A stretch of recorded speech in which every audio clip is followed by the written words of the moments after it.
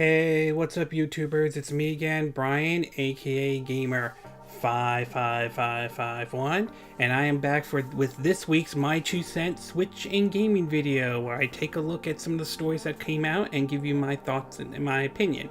So why don't we get started with the first story, though, and that is the announcement of Resident Evil 7 for the Switch. Sort of. As you all are aware, last year Resident Evil 7 came out. I believe that was back in January, to positive reviews, although the sales numbers were kind of mixed, mostly because of Capcom's expectation. The game was sort of like a try to reinvent the series after 6 really pissed off a whole lot of people, though.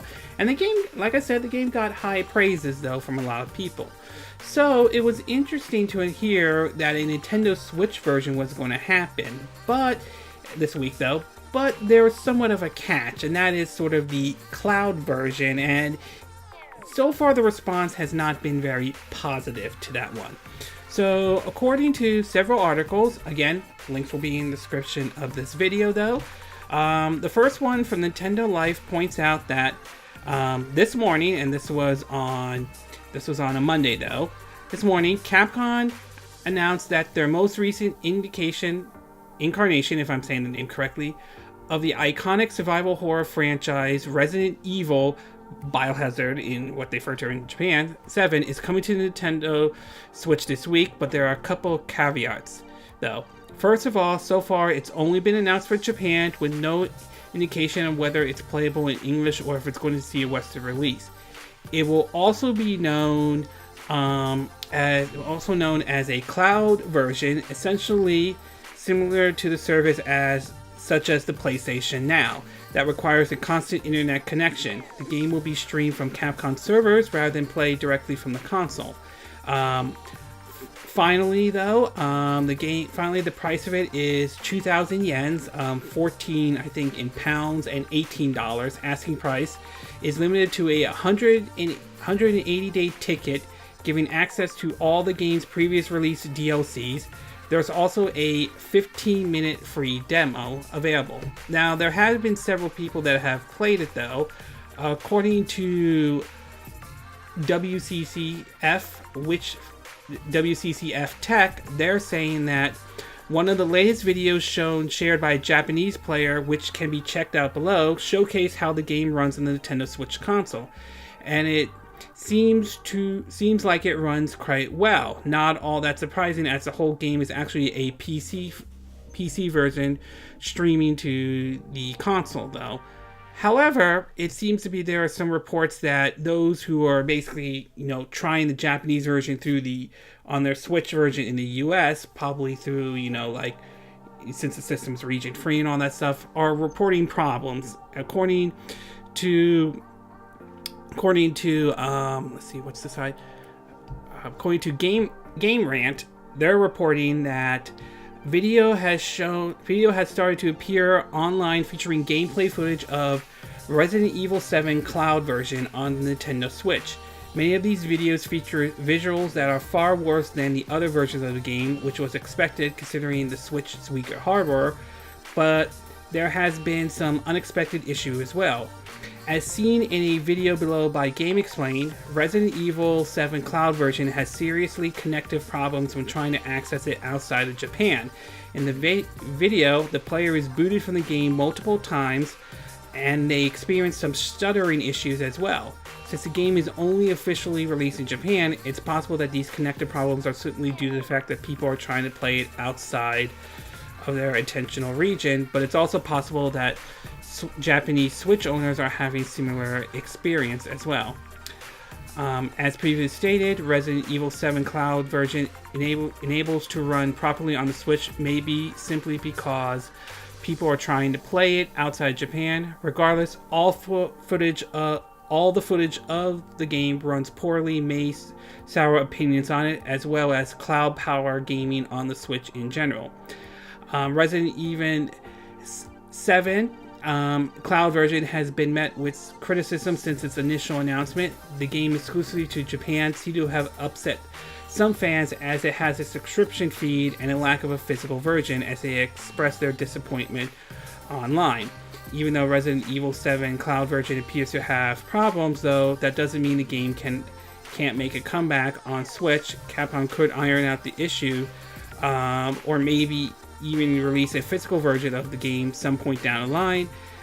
After all, Capcom wasn't even considered Resident Evil 7 for Switch at one point, so its plans for the game could change yet again.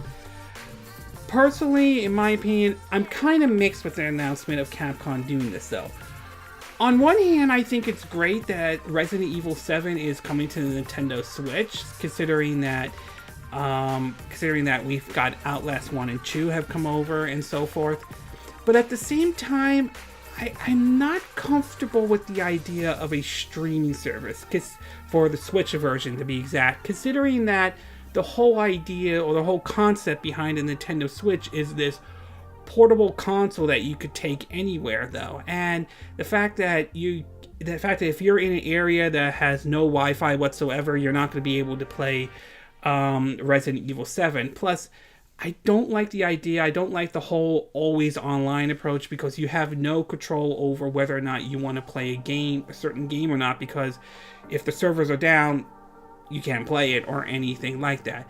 And to me, and maybe I don't know the whole technical issues and all that, to me, when you hear that they're doing a cloud approach, though, it kind of gives the impression, and this is just my opinion though, it gives the impression that this is a half-assed approach. I mean, compared to what Bethesda's doing on the Switch currently with Doom on the Switch and the upcoming Wolfenstein to the new Colossus, though, I mean, they're bringing those games, which are supposedly more graphically enhanced, to the Nintendo Switch. Now, granted, it's not the most perfect port, though. I mean, I played Doom on the Switch, and it's still a fun game, though, but obviously it's nowhere near what the PS4, Xbox One, and PC version are. Same with the upcoming Wolfenstein 2, the new Colossus, which is also coming to the Nintendo Switch. Obviously, there are limitations to that, and then there's the whole issue of downloading an additional memory for it, though, which is certainly one of the problems and an issue Nintendo needs to address with the Nintendo Switch going forward. But putting that criticism aside, the fact that they're able to bring these games, even if they have to downgrade a bit, and still manage to pull it off, makes what Capcom's doing with Resident Evil 7 for the Nintendo Switch sound like a half-assed approach, and I'm not really a big fan of this approach that they're doing. Now, granted, it's only in Japan right now, so no word on a Western release, and it's possible that they could change their mind and actually put out a physical version, which I certainly would feel would be the better option than taking this cloud approach, though. But for right now, I'm very mixed on this. Yes, I think it's great that Resident Evil 7 is coming to the Switch, but it's not the approach I would have liked to see. I personally would have preferred a physical version to have, or at least an option to download the full game through the Nintendo eShop, although between digital and physical, I still stick with physical over the digital version either way. So, very mixed on this one. Happy that Resident Evil 7 is coming to the Nintendo Switch, but I just don't like this kind of approach that they're doing with it, though. Okay, we're going to take a quick break, and when we get back, we're going to talk about some, well, unfortunate news regarding Black Ops 4 and the fact that it basically is not coming to the Switch, or at least how it's, even what they have said. So we'll take a quick break, and we will be right back.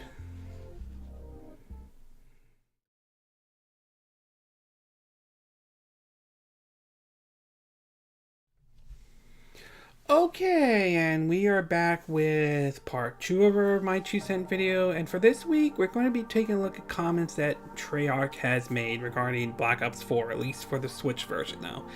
As some of you are aware of, Treyarch and Activision just revealed the next entry into the Call of Duty series, and that is Call of Duty Black Ops 4.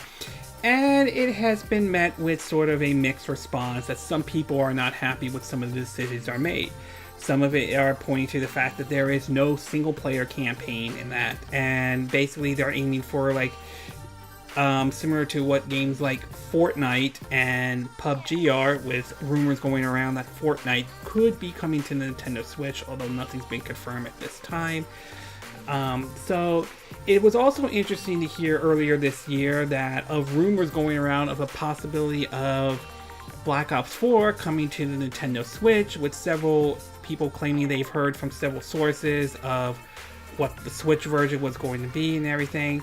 But just like with the Call of Duty World War II one last year, when there were claims that a Switch version was happening and that never materialized, it looks as though that's not going to be the case in any way. From an article on Destructoid, though,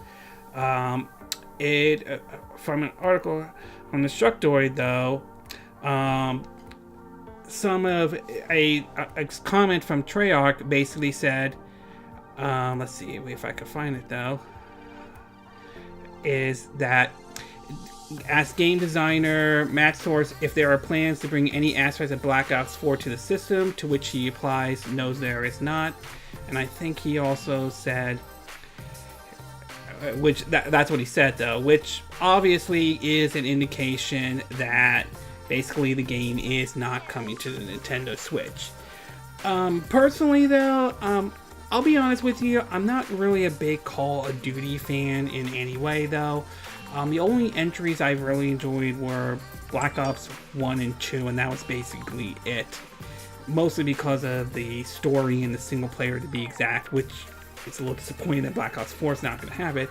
But the problem I have with Call of Duty in general has always been the ranging from them releasing a version every single year, to the fact that it's become like the whole you're not a real gamer if you don't play Call of Duty and all that BS, to be exact, to the fact that we've seen companies try to mimic Call of Duty in general. Going back to Resident Evil 6, for example, it was trying to be like Call of Duty and all, and that ended up pissing off more people over that, so you can see why they went a different direction with Resident Evil 7. The fact that it's not coming to the Nintendo Switch, or at least as far as what this person from Treyarch said though, is somewhat disappointing. Although I'm not a big Call of Duty fan though, I really have nothing against if the game were to come to the Nintendo Switch or not. And to hear it not coming to it is sort of disappointing, considering the fact that we have games like Doom and Wolfenstein 2 coming to the Switch, yet you can't bring Call of Duty over, to be exact. Also, the fact that there's no combine that with no single player mode, it does make it would make it kind of difficult how that game would work, especially if they're aiming for just a multiplayer only and going the Fortnite or PUBG route, to be exact, unless there's some sort of offline mode. Same thing I feel about with Overwatch as well. Again, nothing wrong if that game were to come to the Switch. I certainly don't have an issue with it coming to a Switch, but being that is an always online type of a game though, I'm just curious to see how that will work on Nintendo Switch, considering, again, the Switch is a portable console or console handheld hybrid where you take with you or play at home, to be exact. So they would have to work out some sort of offline mode, to be exact, in order for it to work. So overall, I have to say with Black Ops 4, I'm a little bit disappointed though. I'm not hugely shocked, but I am a little bit disappointed that they're not bringing it to the Switch. Though I'm not the biggest Call of Duty fan, but it would have been nice for those who wanted to play Black Ops 4 would come to the Nintendo Switch. Would have been nice if they did that. Although I will say the lack of a single player mode or a lack of a story mode is very unfortunate, and it is really sad that they're just chasing Fortnite and PUBG because that's the next best thing out there. So overall, not surprised, but I won't deny the fact that it is somewhat disappointing that Black Ops 4 is not coming to the Nintendo Switch. Okay, we're going to take a quick break, and when we get back, we're going to be talking about some info that came out regarding the PS5. So we'll take a quick break, and we will be right back.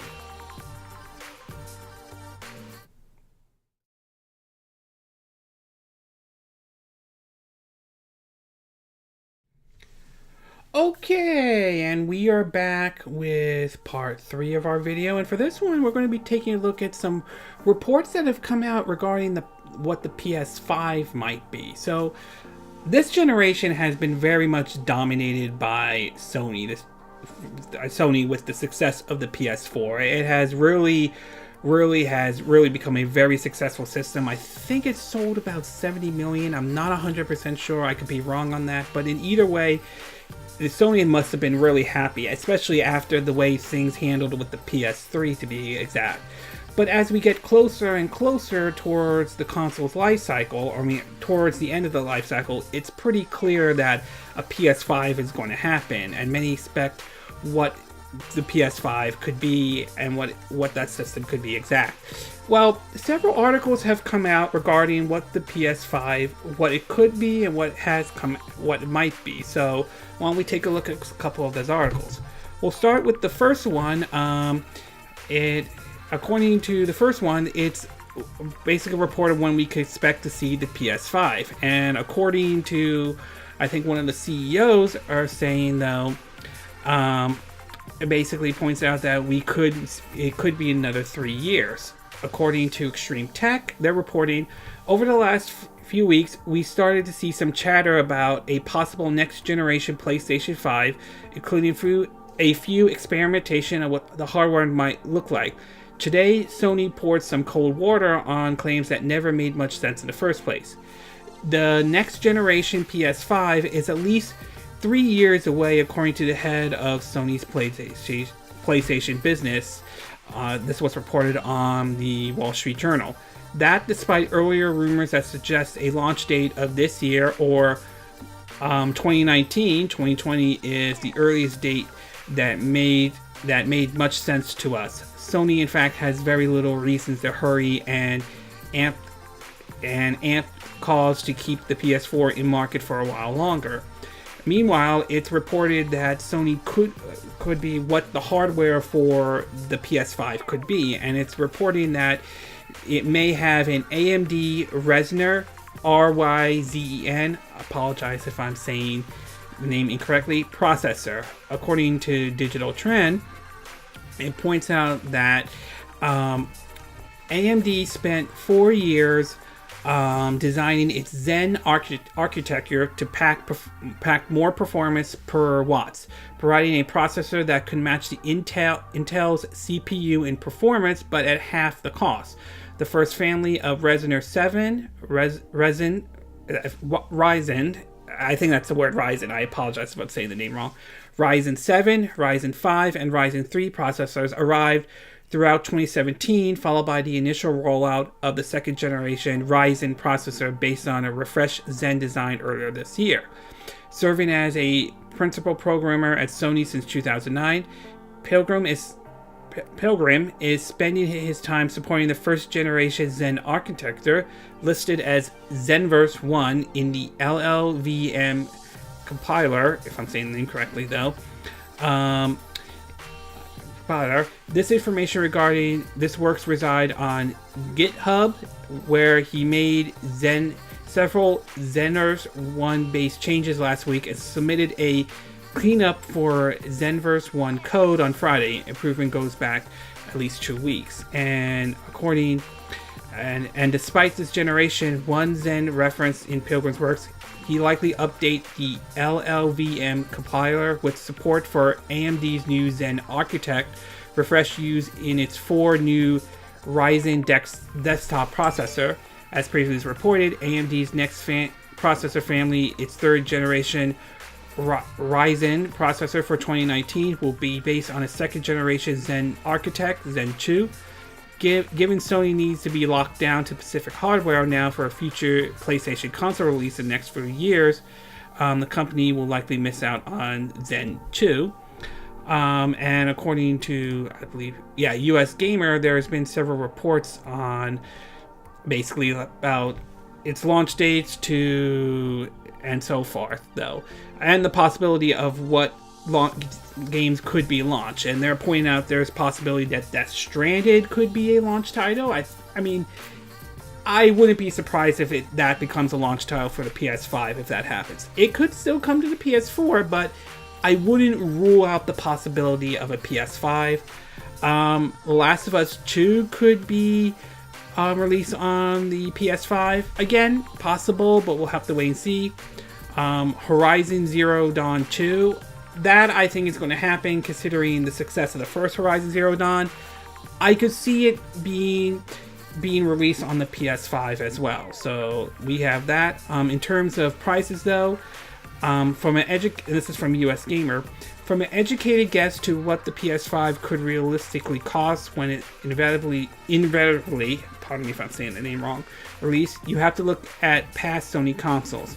The PS4 first launched at a price point of $399 back in 2014, and while the PS4 Slim later launched in 2016 at a reduced price point of $299, the most powerful PS4 Pro launched at the same price as the original PS4, $399. Given the lessons Sony has learned from launching the PS3 at $499 and $599, it's unlikely the firm will go that expensive ever again. Educated guess would likely put the cost of the PS5 right now around $399. So overall, it seems as though obviously anything from this though, it's obviously we're not going to hear anything about the PS5, possibly not this year though. I could say maybe sometime in 2019 we'll hear a little bit more. Maybe they'll reveal it or at 2020. I mean, I could see them waiting 3 years away because right now, let's be honest, the PS4 is in a really good spot at this moment. It is doing very well at this moment. It is certainly selling very well, and obviously it would ruin that moment if they released the PS5 like this year and all that stuff. So I could see it being rolled down maybe 3 years down the road, so I won't disagree with that. An interesting question that came up is that would be similar to the Nintendo Switch, and I'm leaning, and I kind of have to agree with US Gamer on this one. It's unlikely that that the PS5 is going to be like the Nintendo Switch or anything like that. That's not to say they aren't looking at what Nintendo is doing. I mean, there have been reports that they filed a certain patent to basically look like detachable controllers to a screen. So it's possible they could release something that is, quote, similar to the Nintendo Switch. I mean, that is a possibility. I mean, after all, in the past, Sony has released stuff that is similar to what Nintendo has done. When Nintendo introduced the analog stick, when they introduced the control stick for the N64, Sony released the analog sticks for the PlayStation controllers. When Nintendo introduced the Wii, they did the PlayStation Move, to be exact. So I wouldn't rule out a possibility that they might do some sort of Switch-like thing that might connect to the PS5, but I don't expect the PS5 to be anywhere like the Nintendo Switch is, to be exact.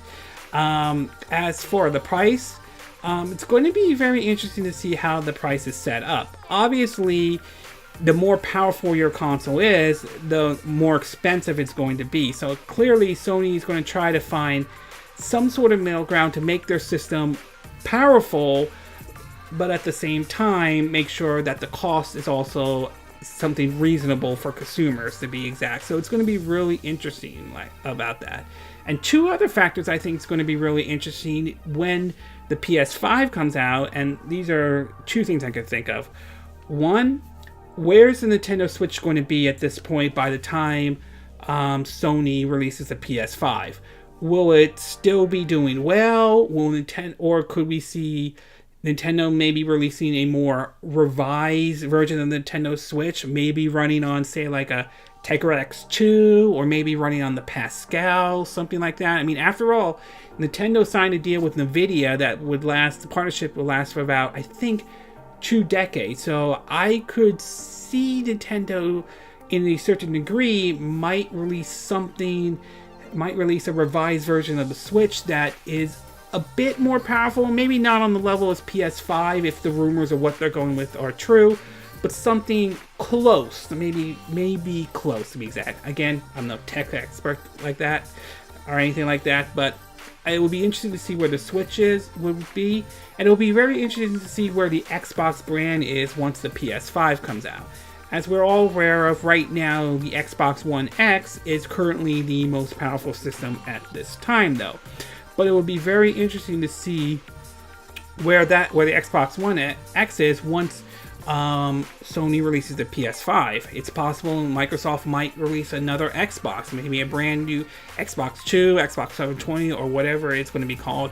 And it's also possible that Microsoft may have learned their lessons for what they did with the Xbox One and the amount of mistakes that they made. So it's possible that by the time the PS5 comes out, though, it's possible Microsoft may have learned their lessons with the Xbox One. But again, I mean, these are all just speculating. We'll have to wait and see. So overall,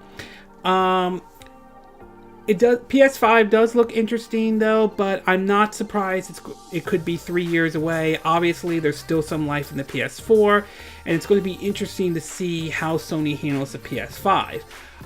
Will they make sure that... Are they going to repeat the same mistakes like they did with the PS4? Not the PS4, I mean the PS3.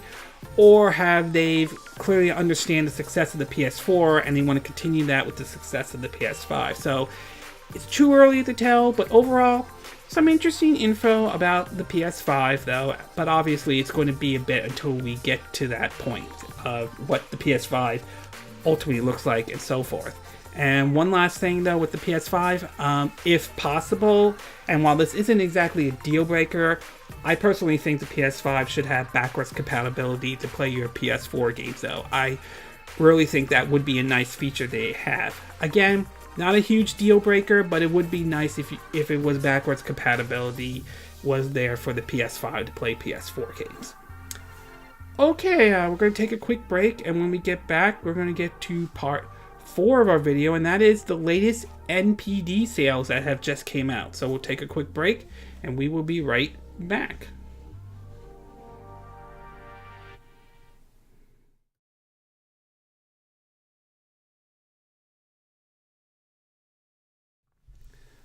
Okay, and we are back with the 4th and final part of our My 2 Cent video. And for this week, we're going to be taking a look at the NPD sales that have come out for April, though. And certainly there were some good news, especially if you are a PlayStation fan to be exact, though. So apparently the big news for it, though, and this is all from the Venture Beats, again, links will be in the description below.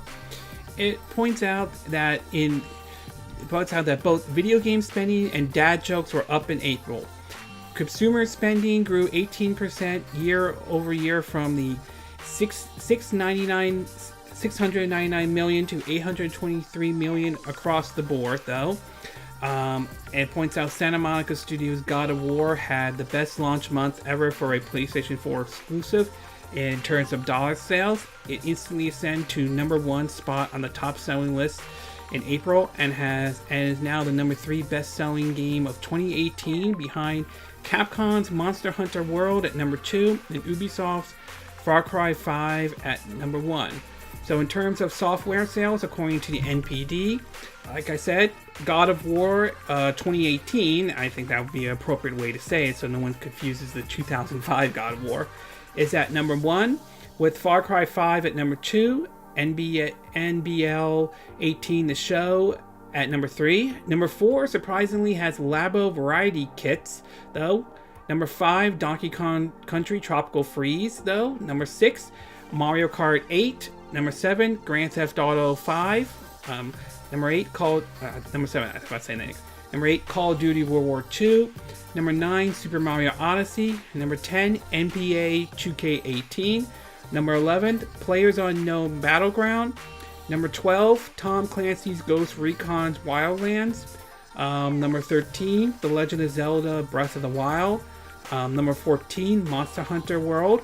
#15 Tom Clancy's Rainbow Six Siege. #16 A Way Out. #17 Yakuza 6 The Song of Life. #18 Sea of Thieves. #19 Kirby Star Allies, and #20 FIFA 18, though. So overall, good for both Sony and Nintendo. Obviously, Sony must be really happy that Software-wise, God of War 18 did very well for them, so clearly they must be really happy with that. And MLB 18, the show, obviously did very well. Very surprised to see that Labo Variety Kit managed to make it in there as well at number 4, though. So clearly, and I've heard this before many times regarding Nintendo Labo, clearly it did well, though. Obviously, it did not dethrone God of War in any way, which, quite frankly, I didn't really think that was going to happen with it, though. But still, obviously, it did well. I mean, it didn't sell terribly, but it wasn't the 1-2 punch or anything like that. I'm happy to see Donkey Kong Tropical Freeze make it on this list, though, even though it's at number 5. Obviously, though, it shows that the audience who may have missed out on it the first time around are picking it up, though. Clearly, maybe we'll see more other Wii U ports come to the Switch. Personally, for me, I would say Wonderful 101 and Xenoblade Chronicle X are definitely up there. Grand Theft Auto 5 is still doing well at number 7 to be exact. Let's be real. To me, this is turning into the Skyrim situation, though. It's going to sell well no matter what, so that's very interesting to be exact. Breath of the Wild and Mario Odyssey still hanging on, including Mario Kart 8, that's good standing power with that one, though. Same with Tom Clancy's Ghost Recon Wildlands at number 12, and Rainbow Six Siege at number 15. A Way Out, a game from EA, is doing very well. Obviously, they may want to rethink the whole game as a service, to be exact, on that one. Or whole situation, to be exact. Yakuza 6, The Song of Life, is doing very well at number 17. Obviously, there's still an audience for that series, though, so that could explain why they're bringing the other Yakuza games as well. And of course, Sea of Thieves, despite some of the criticism the game has got, certainly is there at number 18, though. So it's definitely, so overall, good for both Sony and Nintendo, to be exact. In terms of the here's what they said about Labo, though. Okay, the story for Labo will really be told in the months leading to fourth quarter, and of course in holidays, though. I think the April sales set a solid foundation, and I don't think anything in April data suggests anything more than that. The market jury is certainly still out. It continues to be something very difficult to analyze and predict, certainly. So it'll be interesting to see how Labo does in the long term, to be exact. Now, in terms of systems, in terms of individual sales, though, for the Xbox, it's pretty much, outside of Sea of Thieves at number 3, it's pretty much all third-party games, with Far Cry 5 leading the lead, and PlayerUnknown's Battleground at second. The rest, Grand Theft Auto 5 at 5, Tom Clancy Ghost Recon Wildlands at 6, and so forth. In terms of PS4, obviously, God of War is definitely the dominant one right there. It's God of War 2018 at number 1 in terms of the best-selling games for that system for the PS4, with MLB at number 3 to be exact. Number 4, Yakuza, The Song of Life is there, and Monster Hunter is still hanging in at number 7 to be exact. But overall, MLB, the show, and God of War, the two first-party games, certainly found a respectable spot right there. Over at Nintendo side of it, like I said earlier, it looks like the Labo seems to be doing well right now. As far as the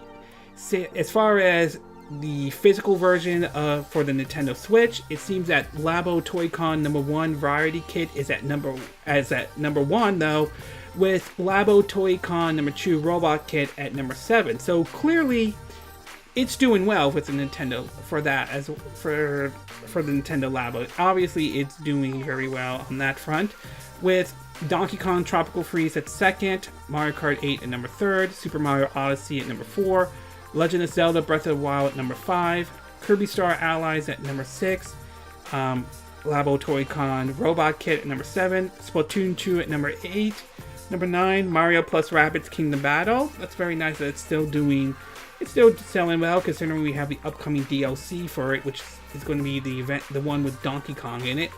And Pokken Tournament DX at number 10, though. And as far as the best-selling games so far in 2018, it certainly points to Far Cry 5 is still the #1 best-selling game in 2018 so far, with Monster Hunter World at number 2. God of War made it quickly on that list at number 3 to be exact. And of course, Call of Duty World War II at number 4, Dragon Ball Z Fighter Z at number 5, Grand Theft Auto 5 at number 6, NBA 2K18 at number 7, MLB 18 The Show at number 8, and number 9, Players Unknown Battleground, and Mario Kart 8 at number 10. So clearly, so far the best-selling games. Obviously, Sony has to be really happy with God of War being on there and MLB 18 The Show. And for Nintendo, obviously you got Mario Kart 8, which is nice. Would have been nice to see the other games, but that's definitely good. And as far as the best-selling games over the last 12 months, though, number 1, we have Call of Duty World War II, NBA 2K18 at number 2, Destiny 2, despite the controversies and some of the issues people have with it, is at number 3. Number 4, Madden NFL 18. Number 5, Super Mario Odyssey. Number 6, Star Wars Battlefront 2 2017. Number 7, Grand Theft Auto 5. Number 8, Far Cry 5. And number 9, Assassin's Creed Origins. And at number 10, Mario Kart 8. So overall, though, it appears as though both God of War was definitely a great month for April, though, for them. So obviously that game became a huge success, given the reviews and so forth.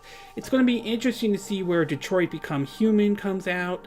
When that game comes out, where that ranks in the NPD sales. We'll see how well that one does. Maybe it will do well, maybe it won't. We'll have to wait and see. But obviously Sony has to be happy with God of War doing very well over there. And the Nintendo Labo seems to be did well also, though. Obviously, the Variety Kit seemed to have sold more than, say, the Robot Kit. Although the Robot Kit looked like it did well, at least under the NPD sales for just the Nintendo Switch alone. Like I read, though, it's going to be interesting to see how much legs the Nintendo Labo does going down the road, to be exact. And of course, I'm very happy to see Donkey Kong Tropical Freeze do very well. That's a fun 2D platform. I'm looking forward to doing a review of that game. And it's also interesting to see that Mario Odyssey still has legs, along with Mario Kart 8. And the fact that, like I said before, with Grand Theft Auto 5, it's obviously clear that game's turning into Skyrim at this point, though. I mean, it won't die, folks. It's going to continue to sell very well. So overall, very interesting numbers that we saw over the NPD sale for 2018. Good for Sony with God of War 2018 doing very well, and kudos to Nintendo with the Nintendo Labo, seem to be doing very well, to be exact. What May's NPD 2018 numbers are going to be is going to be very interesting to see, so we'll have to wait and see. But overall, obviously, great news for Sony with God of War, and good news for Nintendo regarding the Nintendo Labo, to be exact. Okay, this concludes this My 2 Cent video for this week. And again, these are my opinion. What are yours? What are your thoughts about Resident Evil 7 coming to the Nintendo Switch, this cloud version though? Are you down with this idea? Do you think it's a good idea? Do you think it's just a terrible idea? Do you think that this is the feature we'll see if they choose to release it here in the West? Or do you think you don't want that, you want a physical version instead? What are your thoughts about Black Ops 4 not coming to the Nintendo Switch? Are you disappointed in that? Are you shocked by this? Are you not shocked by this? Or are you not really losing any sleep over this at all? What are your thoughts about the info on PS5, to be exact? Do you think it's going to go with this Resna or RYEN, if I apologize if I'm saying the name correctly, this kind of architect for their next system? Do you think it's right to say that, do you think it's right for them to say that the PS5 is about 3 years away? Do you think they should release it now, or do you think it's right that they wait 3 years though? And do you think Microsoft may have learned their lesson with the Xbox One and could actually be a true competitor against the PS5 when that comes out? And do you think What do you think the situation with the Nintendo Switch will be by the time the PS5 comes out, though? And what are your thoughts about the latest NPD sale? Do you think these are interesting? Do you think these were what you're expecting to see, what was going to happen? Were you expecting God of War to be number 1? Were you expecting God of War to be number 7? Were you not expecting it to be that? Were these interesting numbers? Do you think this was accurate? Do you think this was not accurate? Do you agree with what I said in this video? Do you disagree? Do you have a difference of opinion? As always, sound off on the comment section below. Let me know what you think. I hope you hit that like button. I would appreciate it. And I hope you do subscribe to my YouTube channel. Also, feel free to share this video if you want to, and feel free to donate to my channel if you like. You could do it through PayPal me or Patreon. Links will be in the description of this video. And I will see you again next time when I do another video. Hopefully that will be soon. Until then, from Southern California, I wish you all a good day then. Bye!